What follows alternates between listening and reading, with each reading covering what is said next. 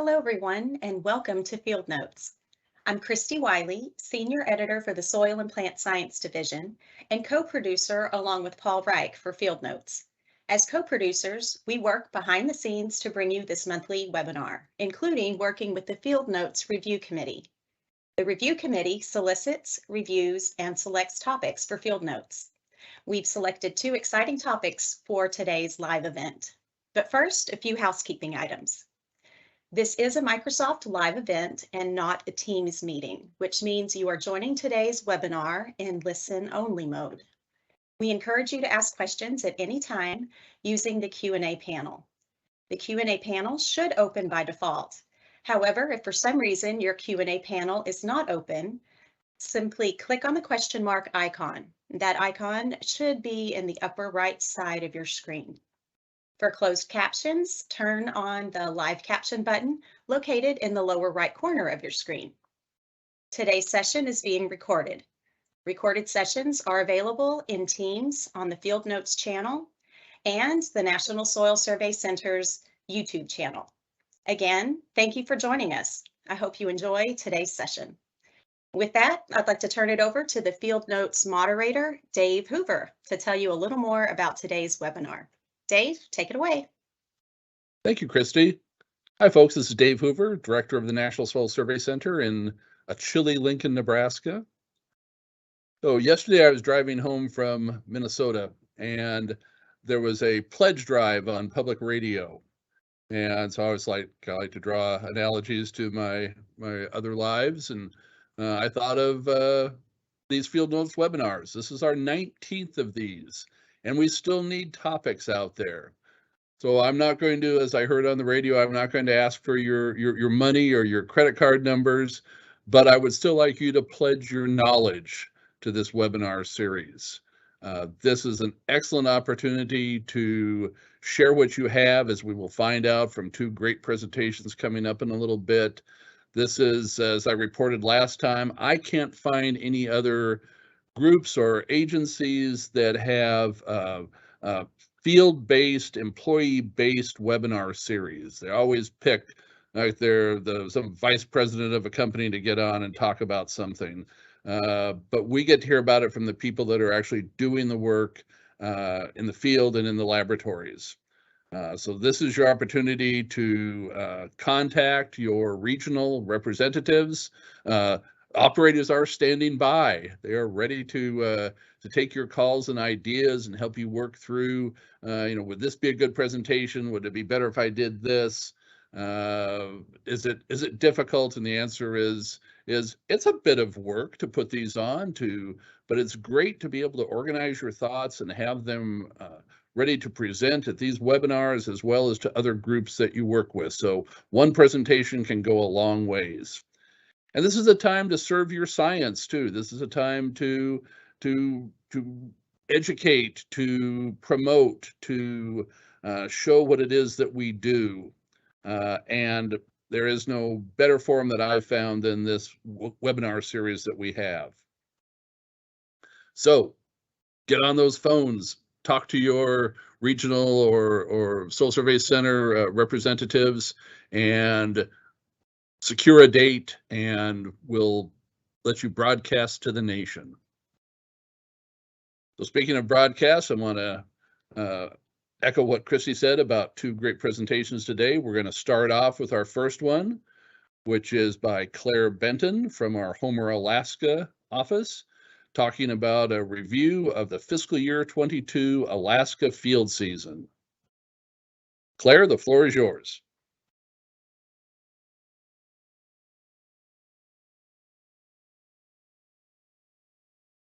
Thank you, Dave. I'm looking forward to sharing a little bit today with you all.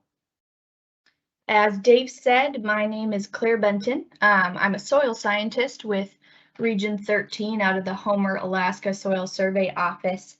I've been with the agency for just over a year now. So, with just 3 soil survey offices responsible for a total of 373.1 million acres, soils mapping in Alaska looks a little different than the rest of the states. We are working hard to get the entire state mapped for the Soils 2026 initiative. That means lots of acreage covered by Order 5 mapping. In some areas identified as higher priority by land managers and agencies throughout the state, we have been and are continuing to put our resources towards Order 3 and 4 project areas, as well as occasional Order 2 and 1 mapping surrounding certain areas of interest. To put our fieldwork in a broader context, I've pulled some numbers from NRCS to give you a sense of where we're at in mapping the soils of the United States' last frontier. As it stands in NRCS currently, published soil surveys cover over 98 million acres of land in Alaska. That accounts for only 26% of our total area. An additional 80 million acres exist in out-of-date surveys. In contrast, we have 74% of the state remaining to be published. 43.5 million acres are currently in the works, but that means over 230 million acres have yet to be started, with just a few years left until the Soils 2026 deadline. I say this to emphasize that while getting to perform fieldwork in Alaska is an amazing privilege, it's a relatively small portion of what we do up here. Due to our northerly location, we have a fairly long computer work season. Our field season can occur primarily from mid-June to mid-August, with variations depending on each location.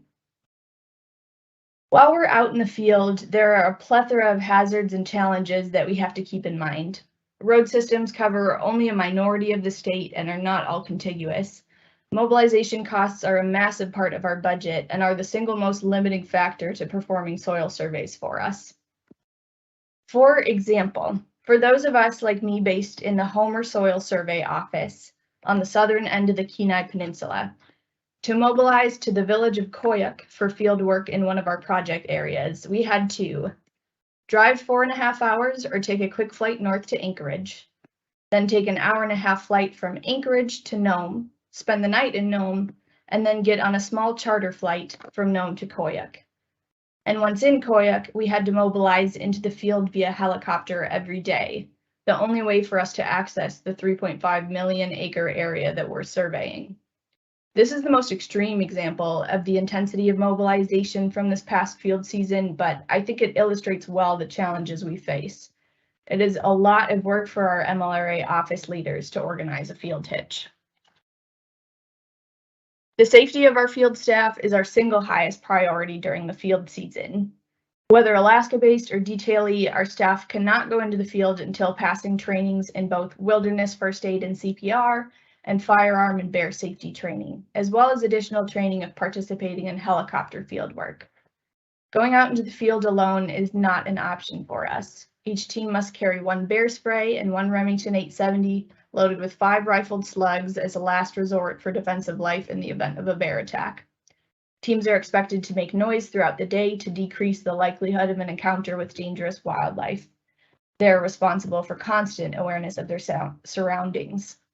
Even a minor injury sustained while in the field can become a big issue.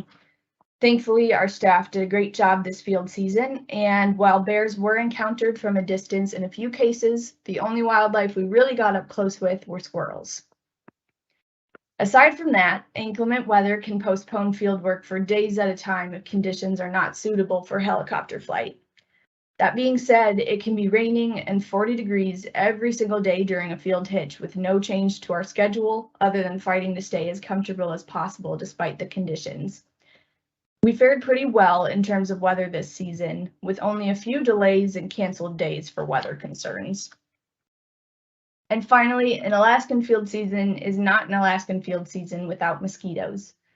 Yes, they really can be as bad as the stories say up here. It's a fact of life in the summer. It is what it is, but it's not always fun. All that being said, this summer, we as an Alaska SPSD staff were able to put boots on the ground for 3 different soil survey areas this summer. We were fortunate to have access to helicopters on 3 different field hitches. One of our ecologists was able to join the Alaska State Rangeland Specialist on Nunivak Island for vegetation surveys, and 1 soil scientist assisted a University of Minnesota research team gathering soils and plants data out on the YK Delta. We hosted details from multiple regions, and we even had some time to enjoy Alaska in the summer on the side. COVID-19 caught up to a few of us, myself included, and injuries took 2 of our staff temporarily out of the field. Located in south central Alaska, a few hours drive from Anchorage, the town of Tinsina served as our base camp for the AK-659 area. This region of the Copper River Basin is of growing interest for agricultural uses and boasts amazing views of the Chugach and Wrangell mountain ranges. To the north of Fairbanks, AK-686 is located with access from the famous Dalton Highway, the gateway to the Arctic. Nearing the zone of continuous permafrost, staff got to dig into lots of gelisols while enjoying more than 21 hours of sunlight a day. And to the west, encompassing parts of the legendary Iditarod Trail where it meets the sea, AK-728 was our only soil survey area visited this summer that lies entirely off the road system. Our launching points were the native villages of Unalakleet and Koyuk. In total, the North Copper Soil Survey area covers 7.88 million acres and is slated to be published in the fiscal year 2024. It is under the charge of the Wasilla Soil Survey Office, led by Scott DeBruni. Mapping is being done mostly at Order 3 and 4. We had 3 field hitches to AK-659 this summer, with work occurring near Tinsina and Chitna. The landscape of the region is influenced by the Chugach Range to the south and the Wrangells to the east and northeast. In addition, the glacial Lake Atna from the Pleistocene epoch contributed clayey, lacustrine sediments with a number of immense ice dam breaks. Fieldwork was performed using pickups, amphibious vehicles, 1 helicopter, and lots of hiking. Positives from the field hitches to AK-659 were near perfect weather, successful hitches, and really hard-working details in a fast intro to Alaska soils and vegetation, as this was their first hitch of the summer. The negatives were struggles with COVID and last-minute schedule changes. Next, the White Mountain Soil Survey area covers 6.5 million acres, with 3.5 million acres being published for the fiscal year 2022. Fieldwork was based out of Livengood under the direction of the Fairbanks Soil Survey Office, led by Larissa Hindman. We had 1 field hitch near Livengood this summer. The White Mountain Range runs across the center of this project area, with Luss Hills to the south. Fieldwork was performed using pickups, UTVs, and plenty of hiking, along with access roads from the pipeline in the area. Worries of poor air quality and forest fires in the area leading up to the field hitch were threatening our scheduling, but our team was able to safely carry out their field work. And third of the 3 project areas visited this field season, the Nulato Hills area shown here is a 3 million acre subset of the 8 million acre soil survey area. Fieldwork was performed using helicopters out of Unalakleet and Koyuk under the Homer Soil Survey Office's scope, led by Stephanie Schmidt. Despite 2 canceled field hitches and a field review being canceled, we were able to mobilize for 2 hitches and complete field work for over 1 million acres of initial mapping. The landscape of this area is characterized by the Nulato Hills, an older, weathered mountain range formed by complex geologic processes. Sites visited include alpine tundra, wet coastal plains, boreal forest, and just about everything in between. We faced a few challenges with our AK-728 hitches, such as scheduling changes and 3 minor injuries incurred in the field, but overall we benefited from really well-organized hitches, with a special kudos to my supervisor Steph for that, and simply getting back out into the field after fieldwork being canceled in 2020 and 2021 holding just 1 extremely rainy hitch. So to sum it all up, in total as a region, we had 55 days of fieldwork between all 3 projects. Our team consisted of 21 scientists from 4 different regions, as well as 2 non-USDA contractors and 3 helicopter pilots. A total of 626 soil pedons and vegetation plots were sampled, and more than 1,000 soil samples were collected for later lab analysis. As I wrap up here, I thought it would be fitting to share a few examples of soils I encountered this summer. First up, pictured here, is a dicic, subgelic, sphagnic fibrostele on a peat mound in a low-lying plain near Koyuk, Alaska. This site was roughly 8 kilometers from the Norton Bay of the Bering Sea and featured trace amounts of a beautiful carnivorous flowering plant pictured on the right, though not in its flowering state, the round-leaved sundew. As for the soil, in addition to a near surface water table, as you can see, it had 45 centimeters of mossy fibric soil over permanently frozen mineral soil at 45 centimeters. Next up, traveling into the hills and mountains of the Nulato Hills, this fragmental, mixed, shallow, typic cryorthent was a common soil to stumble across in the alpine. More accurately, you'd actually be likely to slip on the thin lichen mat that delicately balances on top of the colluvium, seeing as these soils are common at about 50 to 80% slopes. And lastly, I'd be remiss if I didn't display some cryoturbation. Pictured here are 2 different examples of cryoturbation into the sea horizons of fine, mixed, superactive, non-acid subgelic typic haploturbels near Tincina. Visible in the image on the right, the sheen of water near the 30 centimeter line was due to the thawing of the upper portion of the seasonal frost layer. Seasonal frost was present in both of these soils in late June, with permafrost occurring before 1 meter. So in the blink of an eye, we are back to our long, cold, snowy, and dark winter of computer work. I'm certainly pleased with my first field season in Alaska. As a region, we had one of our most productive field seasons to date. I think it's safe to say on behalf of everyone up here that we are looking forward to the summer of 2023 already. If you are curious about detail opportunities, I have to say that is not my area of expertise, but you are welcome to contact our regional director, Jessica Lene Ashley. Thank you so much for your time today. Thank you, Claire. Great presentation. We'll let folks enter some questions in. We have a little bit of time. Do have one question for you already, and that's, with 21 hours of daylight, how many hours a day do you work? That is a great question. It really can depend on the day and the conditions, and most of all on how our staff is feeling. No one should be put in a situation where they're feeling unsafe or you know, at a dangerous lack of sleep. I would say that days out in the field can range from shorter than 8 hours due to weather changing or keeping us out of the field to up to 12 hours out in the field, maybe 14 at most when you're adding on prepping for the day and breaking down, looking at your data sheets at the end of the day. Great. And another question. When sampling soils, what quantity do you bring back to the office for later analysis? All that hiking and packing. Sure. Yeah, that's a great question, and it depends on what kind of analysis we're looking to do. For characterization, we have to have a decent amount of soil from each horizon of each pit, and those are larger bags of soil, maybe picturing like a 1 gallon Ziploc size roughly per sample. But for smaller scale and just for referencing quality control of our field texturing versus actual particle size class, it can be a fairly small amount of soil as long as there's solidly, I'd say at least 3 tablespoons of soil, you know, not just rock fragments. We can work with that to get texture.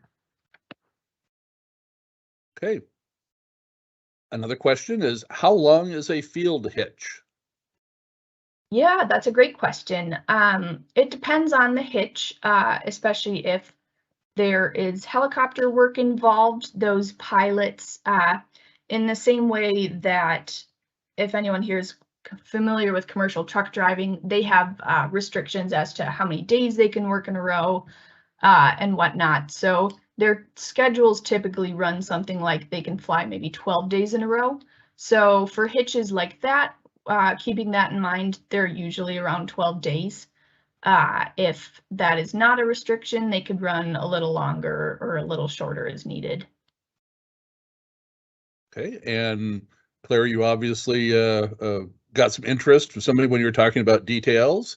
The question is, what do detailees do on the downtime when not out in the field? That is a great question. Yeah, so while not in the field, I can't speak from personal experience because I'm based out of Homer, but I got to know the detailees who were out this summer, and I happen to know they were able to fit in things like going to visit Denali, Seward, going to the conservation zoo where there are muskox and bison in person, doing some fishing in their downtime, just getting to see Alaska in general. Great. And we'll do one last question. Would you like to share what the excavation was like for your soil pits? Sure. Yeah. So, from my experience in this past summer, excavating a soil pit would look like taking one sharpshooter with me. Some people will bring like a scoop shovel as well. I usually operated with just a sharpshooter, digging into the soil, kneeling down and scooping out my pit onto a tarp. And once you hit seasonal frost or permafrost or coarse fragments, it gets a lot more difficult. Certainly the seasonal frost is typically easier to dig through. Once you hit permafrost, it is like kind of going up against a rock wall. It's pretty tough on the elbows, but we do the best that we can. In other circumstances, if we're getting a full to 2 meters pit, I wasn't involved in any of that this summer, but in other years or other circumstances, we can use SIPRI augers to have a mechanized method to really drill into the ground. Okay. Well, thank you again for a great presentation. If more questions come in, we know that you'll be able to answer those and they will get posted along with the rest of your presentation at the YouTube website. So sure. Thanks Thank again, you, Dave. Claire.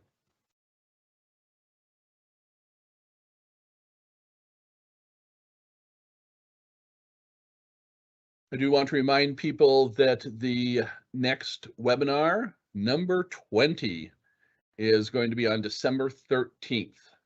I don't think I have a preview yet of the presentations we'll have on there, but I know they'll be great.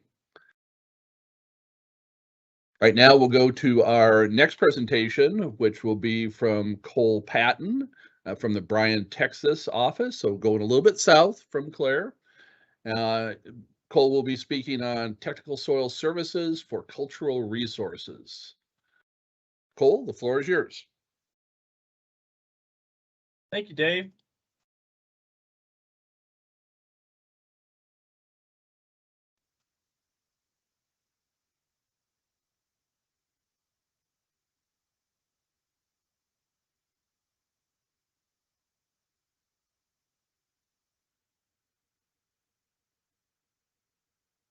All right. Like Dave said, my name is Cole Patton. I am a resource soil scientist for Texas. In charge of Zone 4, mainly the eastern portion of Texas. I was in soil survey for 10 years. So culture resources, just to start off, what is it?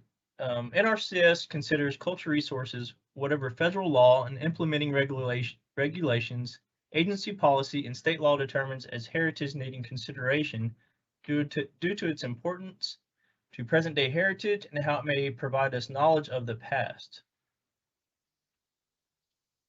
It is more than archaeological sites and those which fall under historic properties.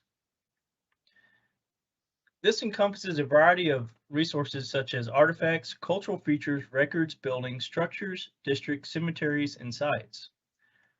Other resources are intangible, such as traditional cultural values and expressions of folkways, important to maintaining the beliefs, practices, and identify an identity of social defined groups. Examples of this would be dance form, performing arts, symbols, language, stories, songs, landforms, hydrology, etc. Some kinds of intangible heritage can be cultural landscapes, historical trails, hunting grounds or gathering grounds, or sacred places. So cultural resources are a non-renewable part of public heritage that provides us knowledge of the past. Cultural resource training in NRCS is mandated by policies and programmatic agreements, which are outgrowths of federal, tribal, and state laws to ensure NRCS personnel understand its special alternative means of complying with NEPA, the National Historic Preservation Act, and its implementing regulations. So here's a quick video to describe that.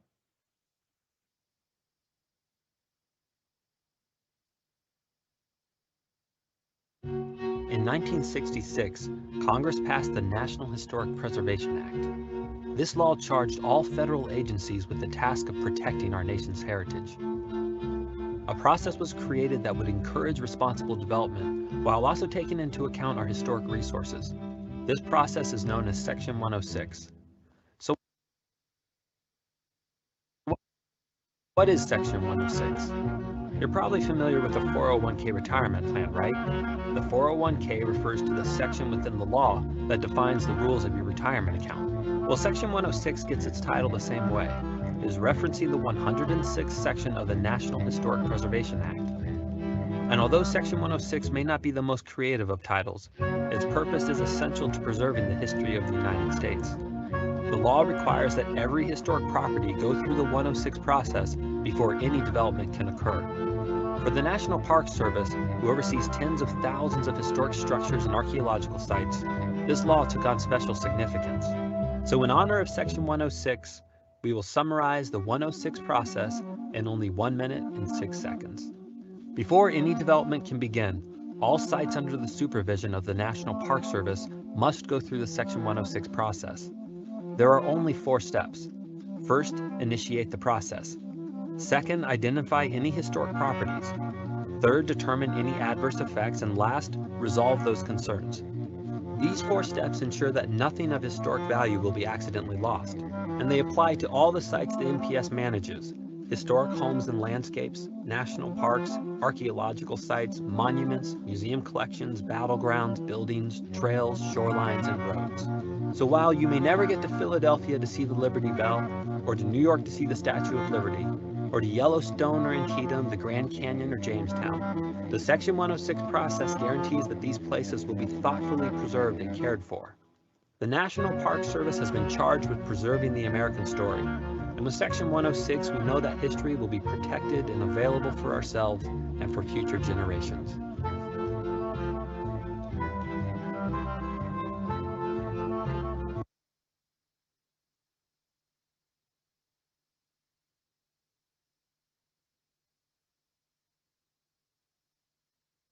All right, I hope you enjoyed that.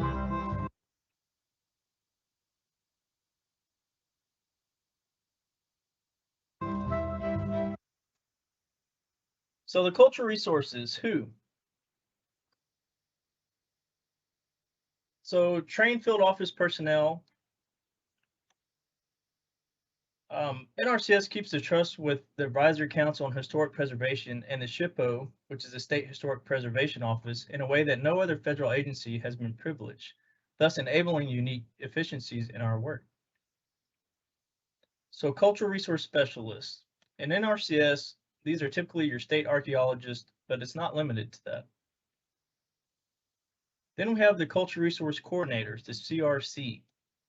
In Texas, this happens to mainly consist of the resource soil scientists. So the CRCs coordinate with different stakeholders and internally with field office personnel and other NRCS to ensure that compliance gets done. CRCs are the first line of communication or the first point of contact for cultural resource questions. And lastly, CRCs may educate the field office personnel in certain situations where the PPA allows FOP to do field inspections. So CRS, these are appointed by the STC or AC and would handle all the administrivia, This is the day-to-day activities, annual reporting, and then overlaying SHPO maps and shapefiles. CRSs are regulatory and technical field specialists in the nexus of law, policy, and agreements, and who are state of interior qualified to conduct cultural resource investigations. So cultural resources, the why? Well, failing to comply may open NRCS to a lawsuit. It is the law. And it could damage the cooperation between NRCS and other agencies. It could affect funding. And it could also lead to criminal charges for flagrant disregard of certain cultural heritage laws. So cultural resources win. So once a planner has identified the area of potential effect, which includes ground disturbance beyond the proposed conservation practices, the next step is a field visit to determine the potential of disturbing significant cultural resource. And so the resource inventory and assessment. So while completing the CPA 52 and assessment, the planner is responsible for cultural resources, as well as the soil, water, animals, plants, energy, and human economic social considerations. So where? So the CRS will compare the site against the state archaeological database and determine if an official field inspection is warranted. So the field survey and evaluation. It's important to differentiate field surveys from field inspections, as they have very different standards of work, as CRSs are expected to perform at professional standards, while the FOP field inspections perform at whatever standards the SHPO may agree to as sufficient for non-specialists. So how is it done? The documentation of review. So CRS will provide a document stating the outcome of the review, field inspection, consultations, and any related correspondence.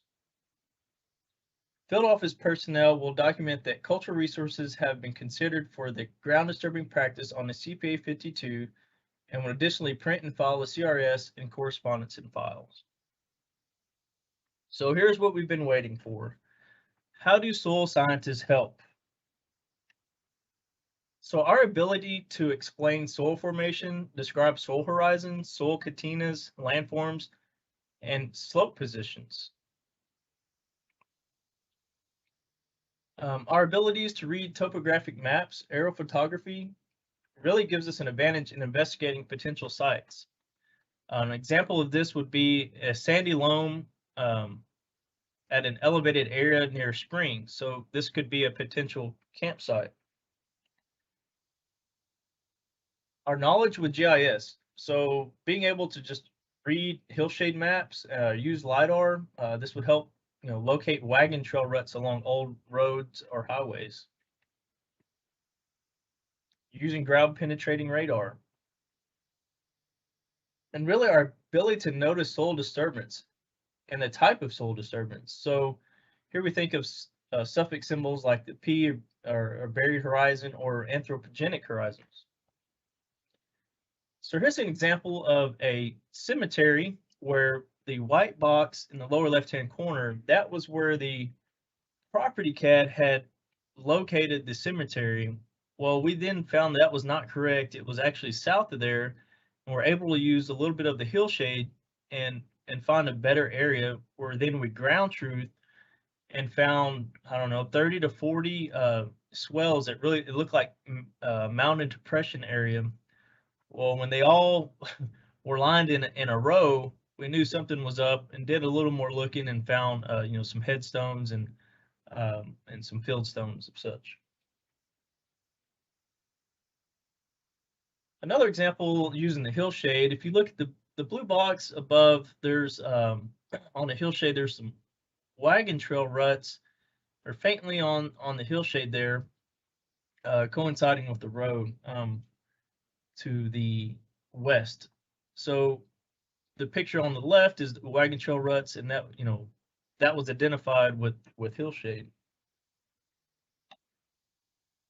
So what are they looking for? Again, most archaeologists are not trained in soil formation. So describing color, structure, soil horizon depths, and texture can enable archaeologists to date horizon and start to put the puzzle together. In other words, they can begin to link horizons and soil formation to cultural time period events. So how are the soils embedded? Silicon sides are a natural kind of disturbance from below, meaning it lacks archaeological integrity. So if a site lacks integrity, then it cannot be a historic property eligible for the National Register of Historic Places. This affords archaeologists the ability to exempt it from consideration and allows them to stop digging for shovel test slices. Because who wants to dig in slicken sides all day? So soils linked to cultural activities. Us being able to know how to use or create soil interpretations and soil maps to locate different clay mineralogy for pottery could be an example.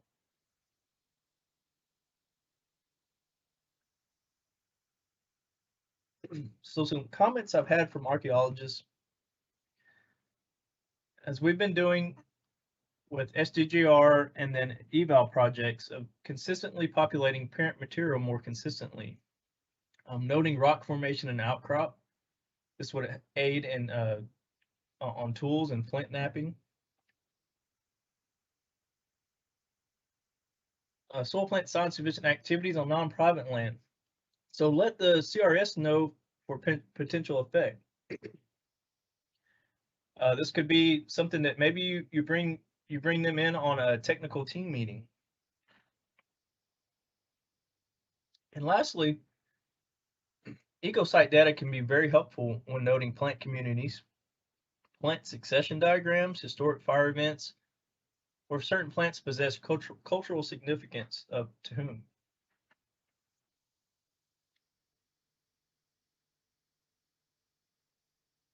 At this time, I want to thank Claire for her outstanding presentation. I mean, what an incredible opportunity.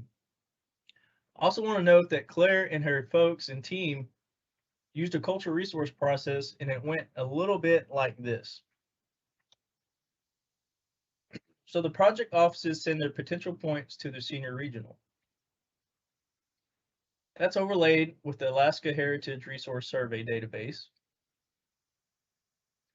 Sites are identified that need to be avoided due to an area of potential effect on a similar landform or where soil survey point intersects are at a known site. Points are sent back to the project leader for selection of representative sites to replace the ones identified as the areas of interest or conflict. Those points are then reevaluated and a report is made disclosing the project area and processes, citing our programmatic agreement and our effort to avoid known cultural resources. The report includes all the points that passed evaluation as attachments on a topographical map and include all the list of GPS locations and the distance they occur from known cultural resources. That report is submitted to the state side, to the cultural resource specialist.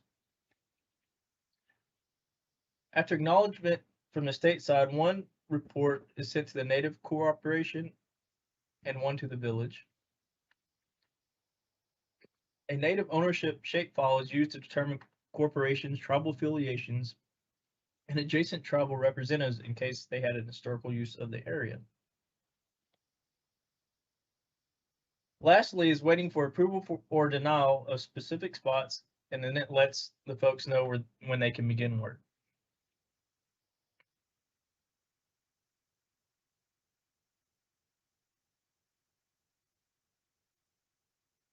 So I want to just bring up an example of a request I had from archaeologists outside of our agency.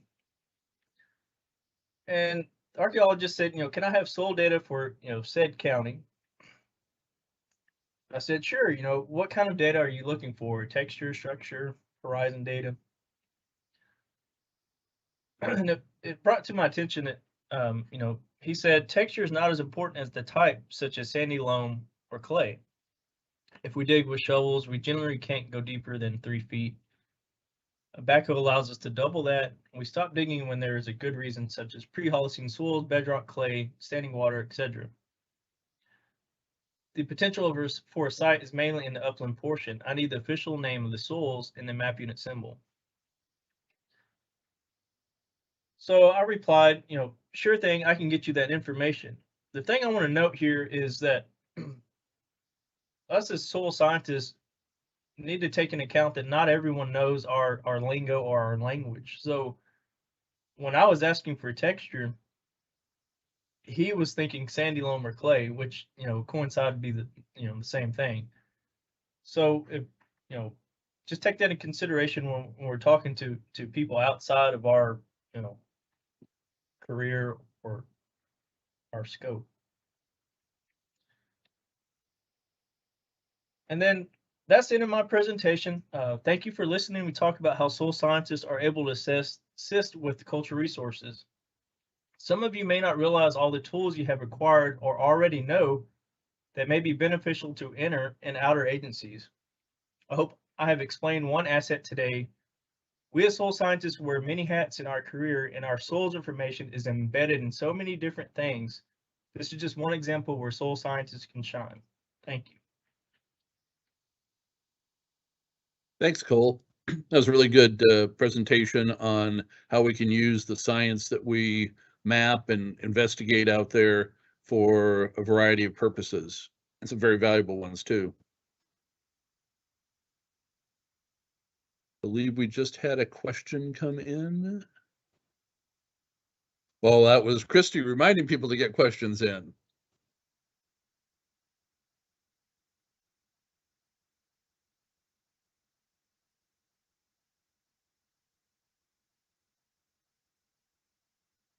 While we're waiting, Cole, do you ever publish locally in newspapers or newsletters about some of the work that you're doing out there so that people know that there are other resources available?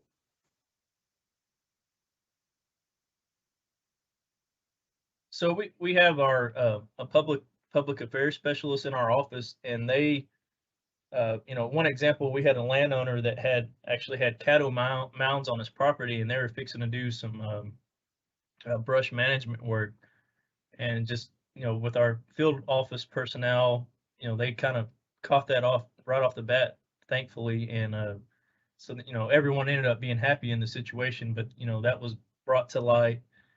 There's been several other cases where there's been cemeteries that are not documented that have been found, and those are published as well.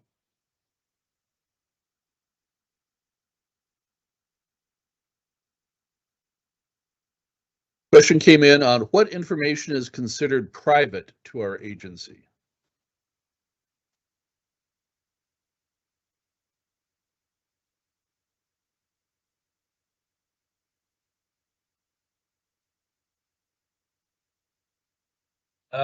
As far as a culture resource aspect, I guess I'll answer that.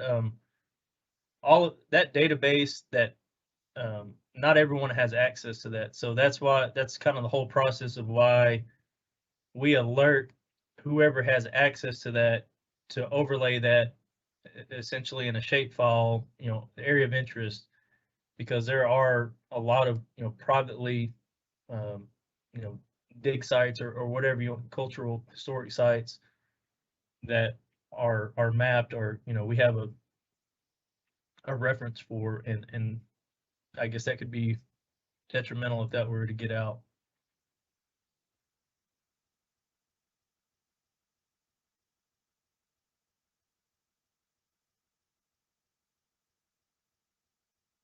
We'll give folks about another minute to type in those questions.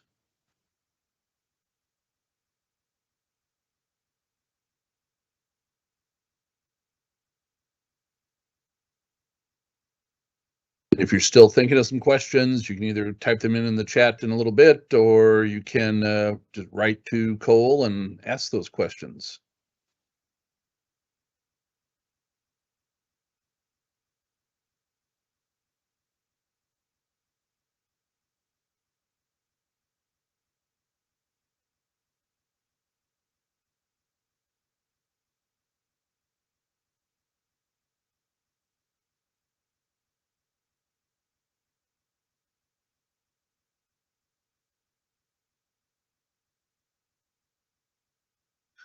So here's somebody that says, not so much a question, but as an archaeologist, I'm always so excited whenever I have a soil scientist in the field with me. Soil scientists are so helpful for exactly the reasons you outlined. Thanks for talking about this. Well, I sure second that opinion.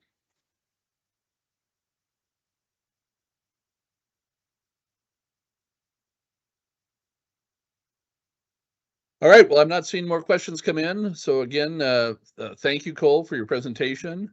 And we will conclude our presentations for the day. I want to again remind people that our next webinar is going to be on December 13th. We'll have more great presentations then. Thanks again to the presenters and for those of you that attended for your attention and your questions. Have a good rest of your week. Bye now.